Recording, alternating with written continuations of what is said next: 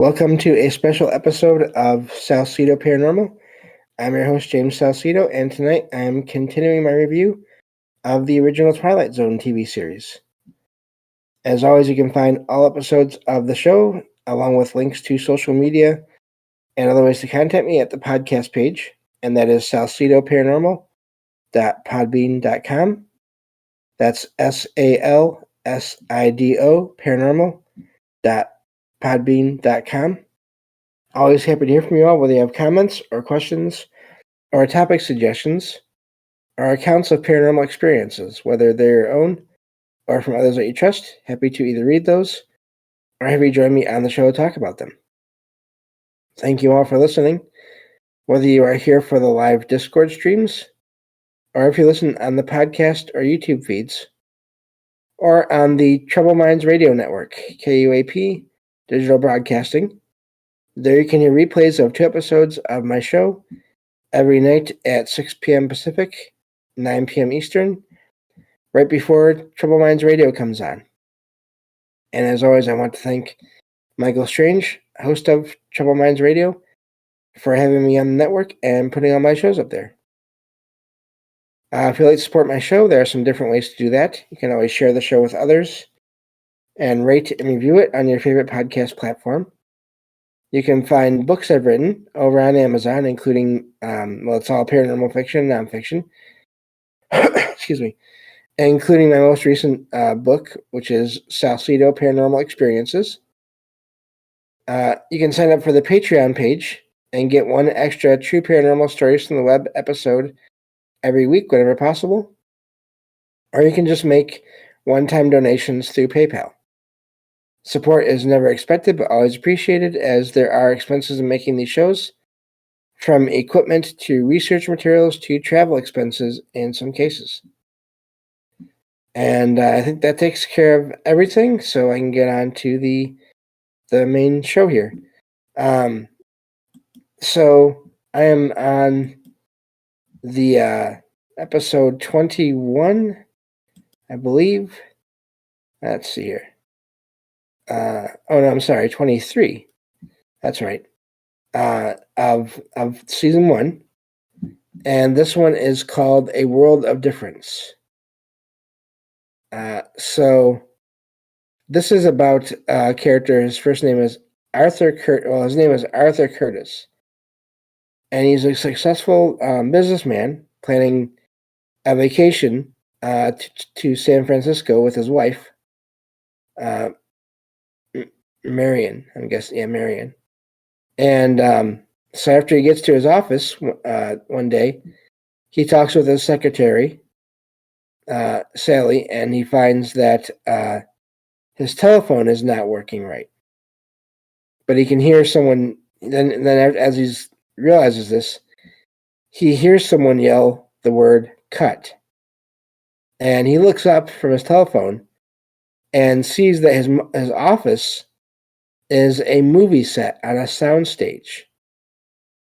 And he's very confused at this point.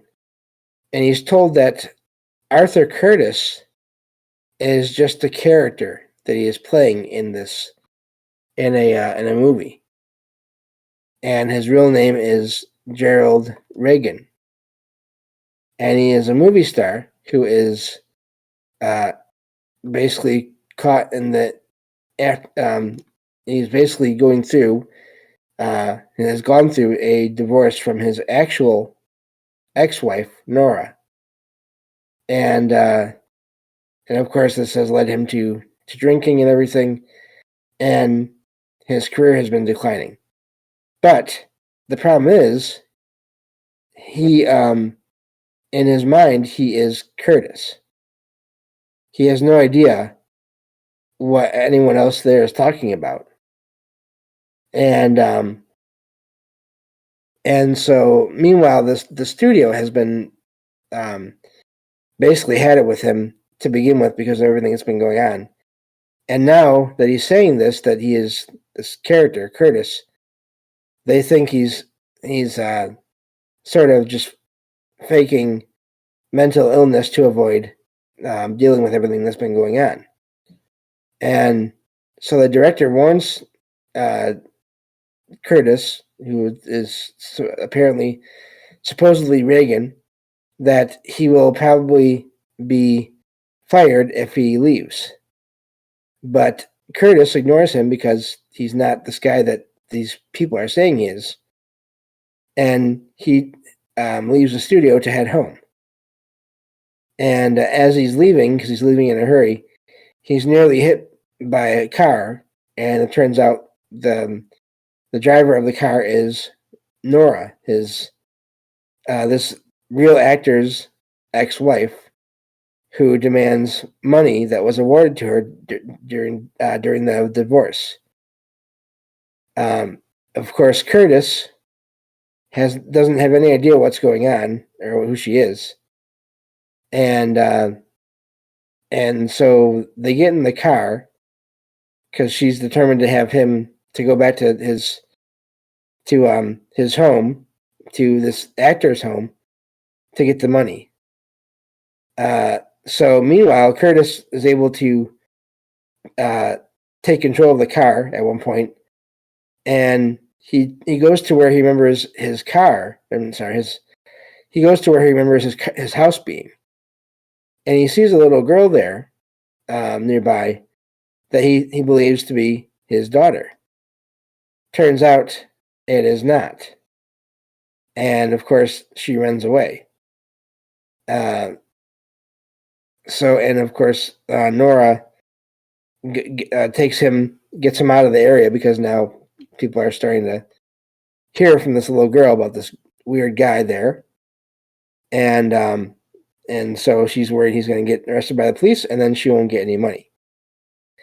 So they go to this actor's real home, and when he gets there, he meets Brinkley, who is his Reagan's agent.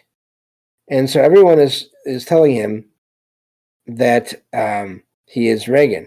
And again, a lot of this is going to fail on the way because it all comes down to acting and everything. But Brinkley tells Curtis that if he fails to get back to work that day, Brinkley will drop him as a client. And meanwhile, Curtis doesn't know what to do because he's not Reagan.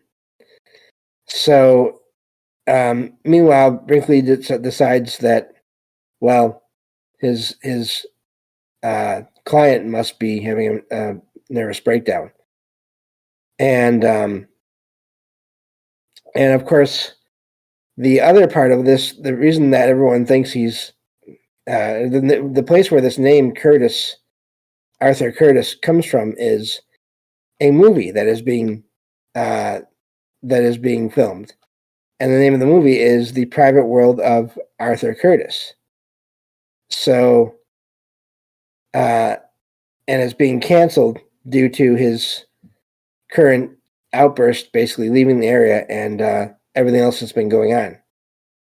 So, Curtis goes back to the set and finds that it's being taken down, and begs not to be left in the basically in the state that he's in, and doesn't want to be in the world of Gerald Reagan. And so as he's there and he's trying to figure out what's been going on, his office is set back up again. And of course he turns around and everything is a regular office. And his wife, Marion, arrives. And so they leave the area, and he can still hear the sounds of the rest of the set off in the distance being taken down, even as he is with his wife, and they end up leaving the area. And so meanwhile, Brinkley shows up at the studio to find that Reagan, or Curtis, has vanished. And some of the crew said that they saw him return, but no one saw him leave the set. So he has basically vanished into this movie set. And Brinkley is trying to figure out what happened. And as the set is taken apart, the script lies on a table, a desk there, and it's waiting to be thrown away.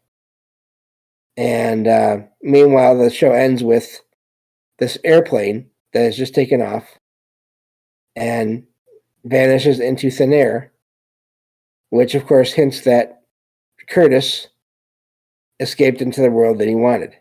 This is sort of like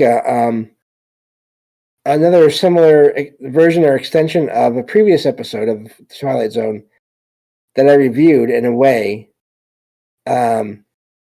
where this actress who had been a major star for years, but who was not, who was basically had been sidelined due to getting older, somehow managed to escape into the world of the movies that she used to be, that she had acted in, and to the point where she was watching them over and over again. And then one day, her staff, her maid or assistant or whatever, came to her room, her screening room, and saw her on the movie screen in her younger version of herself, and freaked out and went and got the agent, the actress's agent, and he saw her there too. So it's this idea of what is reality? Are there different realities? Are there, again, this the idea I always talk about in different shows and things. Where do ideas come from? Well, now it's making me think of, where do ideas or people, in maybe some rare cases, I wonder if, in rare cases where people vanish somehow, if it's not necessarily a case of them, anything bad happening to them in the traditional sense, but they're escaping into another version of reality that is more to their liking. I don't know for sure. That's just getting into a whole other topic of disappearances of people, and to where they're never found, and there's no sign of any kind of harm that happened to them. I've heard reports of people that have appeared in places and had no idea of where they were, and then vanished sometime later, or just either one or the other, where people just vanish into thin air somehow. So, but yeah, it's sort of, those two shows are sort of similar, and yeah, I don't know if, again, when we make media, when we make any kind of content, are we, and this is an idea I just sort of stumbled onto, and instead of ideas coming from these places that we make books or TV shows or movies about, instead of sort of people peering into those worlds with their minds, and then writing down those stories, can they somehow be partly responsible for the creation of those worlds? And then when you have large groups of people that work on those situations or those stories, can people somehow escape into those worlds, and that's how they vanish? I don't know, but a lot of weird possibilities there, I think, when it comes to all that. So yeah, let me see here. I think I have time to review one more episode of the show here today in this episode. So we'll go on to one more here. And this is, let me see, episode 24 of season 1. And the title is Long Live Walter Jameson. So, this story is about this character, Walter Jameson. He is a college professor, and he's engaged to a young doctoral student. Not really even young. I think she's like in her 30s in the show there, the character. Her name is Susanna Kittredge. Excuse me. And Susanna's father, Sam Kittredge, is another professor at this college. Let me see here. The same college that Jameson is at. And the show starts with Kittredge attending one of Jameson's lectures. Because he, over the years that the two have been at this work at the same college, Jameson has never appeared to age at all in the 12 years that they've been there. And whenever Jameson speaks about historical events, he seems to have a lot more detail about events of the past, of history, than anyone in the current world should have. And so, and these are details that don't appear in other textbooks and other books on history that have been written over the years. So, and this is illustrated by, in the start of this episode, Jameson at one point reads from an original diary from the Civil War that he has. And later, Kittredge spots the diary's author, who is a Major Hugh Skelton, I believe, he's in a picture from the Civil War, and realizes that Jameson looks exactly like Skelton. And so Kittredge approaches Jameson and tells him basically that Kittredge thinks that Jameson is immortal somehow. And it turns out Kittredge was right. Jameson, after being injured at one point, Jameson was afraid of death and visited an alchemist more than 2,000 years earlier. And he doesn't know what happened to him, what was done to him by this alchemist. Only that when he woke up, when he recovered, the alchemist was gone. And then he stopped aging at that point. So so at that point, he just continued to live throughout time. And he had to change identities, of course, all throughout time, because no one would believe that he was as old as he was. And so, of course, Kittredge wants to know how to obtain this immortality. And Jameson tells Kittredge that he has no idea how it happened to begin with. And second of all, he actually would prefer to die at some point, even though he can't. And so Jameson is actually, in a way, sort of envious of Kittredge. Meanwhile, Kittredge realizes that at some point, if his daughter marries Jameson, she will grow old and pass, while he will not. And at some point, he may abandon her. And so Kittredge does not want the two to get together, obviously.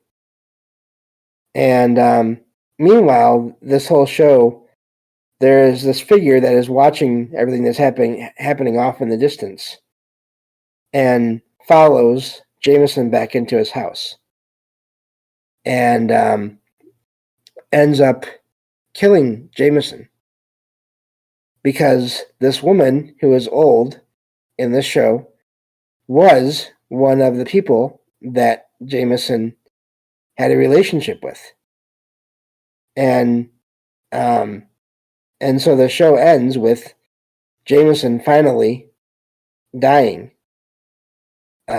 Because he wasn't exactly... He could be impervious to injury if he wanted to be. But he could also die if he wanted to. And for a long time, he just couldn't bring himself to get into any kind of situation that would get him killed. Because, again, he was for so long afraid of death. And the show ends with Kittredge getting into the house after this woman has left and finding Jameson basically aged so rapidly that Jameson's body turned to dust within his own clothes. And of course, only Kittredge knows what happens. His daughter doesn't, because he hides that from her. And so it is this whole show about immortality and the price of that. And so, yeah, it's really well done, again, as most of these shows are, from what I've seen so far, and the acting and everything. It, of course, we've all heard of, I'm sure, there's so many stories of people or other beings that seem to have this ability to be immortal, and how that can affect the mind of the individual in that situation. So it was a good show, and I definitely recommend all these shows. I'm actually watching them on the Paramount Plus network, the streaming service. Excuse me. I think you can find them on other platforms, but I'm not sure if you can find the entire 5-season run on other platforms. But yeah, that's where I've found it so far, and I actually found it accidentally when I was looking to review Star Trek, some of the 90s to early 2000s Star Trek TV series, starting with Next Generation. I was going to, and I may still do that. I may still review some of those episodes of Next Generation and Deep Space Nine and Voyager. But we'll see. But I actually signed up for that service, the streaming service, because of Star Trek. But then I found the Twilight Zone on there as well, and I just had to start with this because I've seen various episodes on TV over the years, and every time I saw an episode of this show, the original Twilight Zone, it was always a great story. And so, yeah, that is the end of that review for this episode. I'm enjoying this. I would like to record more of these more often, but this sort of has to be a side project that I do whenever I have time. And but then it is also useful for certain weeks where I don't get to record my usual shows. So that's what that's what's happening this time. Thank you all for listening, and I will talk to you all next time on Salsidoparanormal. Take care.